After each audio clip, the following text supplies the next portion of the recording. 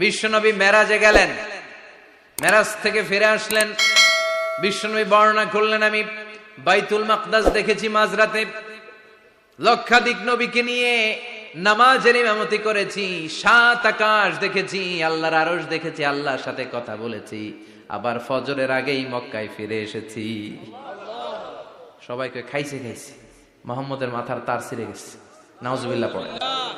আবু জাহেল, উতবা, সাইবা সবাই মিলে একটা সুযোগ পেল, বলল এতদিন আমরা আবু বকররে বুঝাইতে পারি না, আজকে মুহাম্মদ যে গাঞ্জাখুরি কথা বলে এটা বললে আবু বকররে আমাদের দলে নিয়ে আসা যাবে।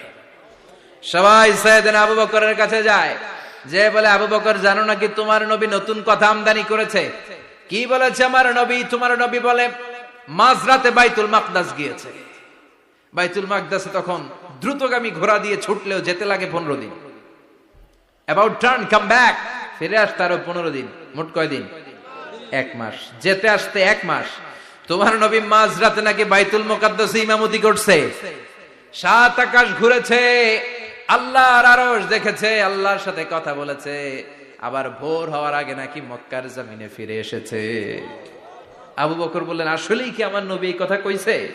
সবাই এক বাক্যে বলে, হ্যাঁ তোমার নবী মুহাম্মদ এই কথা বলেছে। আবু বকর দ্ব্যর্থহীন কণ্ঠে ঘোষণা করে দিলেন, আমার নবী যদি এই কথা বলে থাকে, আমার নবী সত্য বলেছে,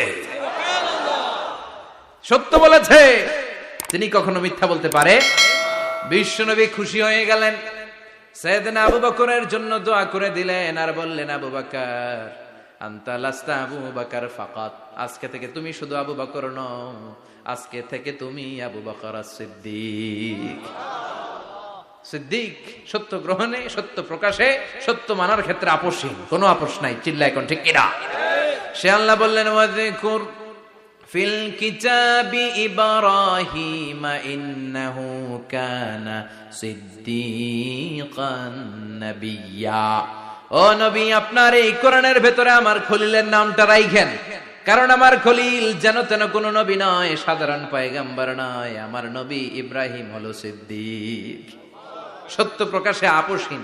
এজন্য আল্লাহ খুশি হয়ে ওনার একটা টাইটেল দিলেন, টাইটেলটা হলো খলিল। ওয়াত্তাখাযাল্লাহু ইব্রাহিমা, চিল্লায় বলেন ওয়াত্তাখাযাল্লাহু ইব্রাহিমা, আমি ইব্রাহিমকে খলিল বানিয়েছি। খলিল মানে দোস্ত। খলিল মানে কি? আল্লাহ দুনিয়ার একজনের দোস্ত ডাকে। কি মজার ব্যাপার, কেমন লাগে তার কাছে শুনতে? সুবহানাল্লাহ কইবেন না? ওনারে বানাইলেন খলিল, আর বিশ্বনবীরে বানাইলেন হাবিব।